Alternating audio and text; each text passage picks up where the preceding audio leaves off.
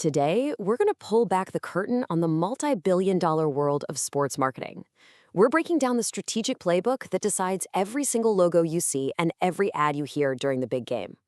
So where do we even start with an industry this massive? Well, let's start with what you see every single day. I mean, just look at this. Anytime you're at a stadium or even just watching on TV, you are absolutely bombarded with logos. You got Citi, Fox News, Budweiser, Nikon, Geico. It looks like total chaos, right? But it's not. Every single one of those is part of a very calculated strategy. So how in the world does it all actually work? All right, so here's our game plan. We're going to start with the fundamental playbook itself, then dive into the psychology of persuasion. We'll even tackle that age-old question, does sex really sell? From there, we'll explore the high-stakes endorsement game, look at the serious risks involved, and finally, peek into the future of sports marketing. First up, the playbook. You know, behind every single ad campaign, I don't care if it's for a local gym or a $100 million Super Bowl commercial, there is a systematic process that agencies follow to get from a basic idea to a real result. And here it is, laid out plain and simple. Every single campaign kicks off with a clear objective. What's the goal? Let's say you want to launch a new running shoe. Okay, that goal then shapes the budget. Then comes the fun part, the creative decisions. What's the message going to be? Who's in the ad? Then you have the media strategy. This is crucial. Where are people actually going to see it? On TV, social media, maybe you sponsor a marathon. And finally, you have the evaluation. You got to ask, did we actually sell more shoes? This right here is the blueprint for basically every ad you've ever seen.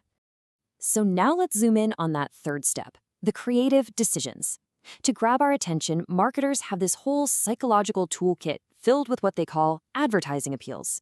These are basically designed to tap right into our core human emotions and, what makes us tick. The first one is the health appeal. And man, this one has just exploded in recent years. What's really fascinating is the data behind it. With healthcare costs going up and the population getting older, the 55-plus demographic is now the fastest growing segment for health club memberships. Marketers know this, and they target them directly. And then you've got the fear appeal. Now, I know that sounds pretty intense, but you see it all the time. Just think of an ad for a bike helmet that throws out some scary head injury statistics, or even a team's social media post saying, buy your tickets now before they sell out. It's a mild form of fear, the fear of missing out, the fear of getting hurt, and it is a surprisingly powerful motivator. And on the complete flip side, you have the fun and pleasure appeal. This is all about getting you to associate a product with just having a good time. Remember those MasterCard priceless campaigns? The ones showing a father and son at a ball game? Perfect example. Or you could go old school with Budweiser's classic What's Up ads, which just perfectly captured the fun of watching sports with your buddies. Okay, so now we have to turn to the most debated, the most controversial appeal in the entire playbook. For decades, it's been the go-to tactic, especially when marketing women's sports. But let's just say the ground is starting to shift, big time.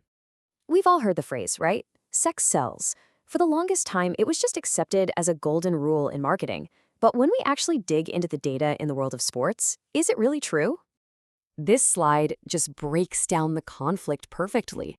You have the old playbook, and yeah, even some athletes, arguing that using sex appeal was kind of like a necessary evil to get people to watch. But the new research, it's telling a completely different story. It shows that consumers, both men and women, actually respond better when female athletes are portrayed as athletes. Talent is what's selling tickets and getting viewers, not sex. And this quote from researcher Janet Fink, wow, it really drives the point home. The crucial takeaway here is that sexualizing an athlete doesn't just fail to sell more tickets. It actively undermines how we perceive their skill. And while this is true for all athletes, the effect has been way more damaging on the women's side of the game. So that brings us right into the high-stakes, high-reward world of athlete endorsements. Companies spend billions, literally billions, betting that the right face can move their product off the shelves. But what actually makes an athlete a powerful endorser in the first place? It really all comes down to one simple word: credibility. And that credibility is made up of two key parts. First, you've got expertise. Does it make sense for this person to be selling this thing? Tiger Woods and golf clubs, that makes sense. Second, trustworthiness. Do we actually believe them?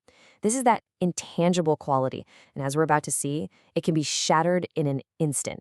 Because when you bet millions of dollars on a human being, you are also betting on their character. And sometimes that bet goes disastrously, horribly wrong, creating an absolute nightmare for the brands that are tied to them. $200 million. Let that sink in. According to analysts, that is the estimated potential future earnings that Lance Armstrong lost after his doping scandal finally came to light.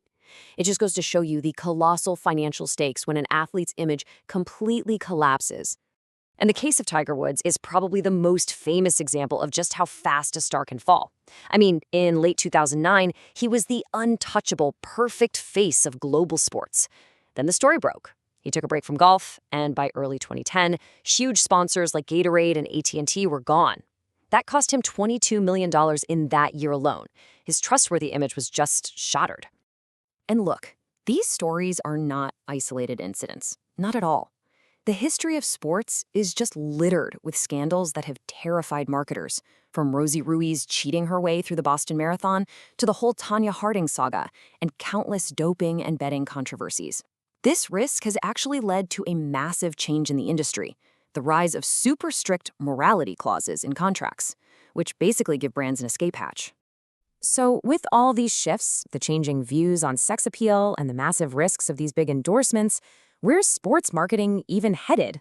The game is definitely changing, and marketers are scrambling to adapt.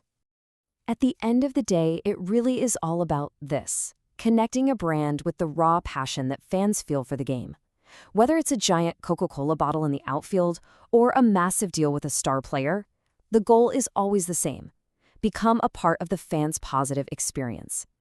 But even the major players are seriously rethinking their strategies. This quote from a Gatorade vice president is incredibly telling. After the whole Tiger Woods fallout, brands got way more skeptical of the megastar model. They're realizing that, maybe putting all their eggs in one single athlete's basket is just way too risky.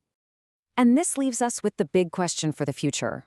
As these carefully polished, perfect images of superstars continue to crack, are marketers going to shift their focus?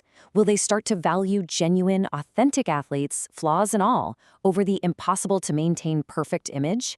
The answer to that is going to define the next generation of sports marketing.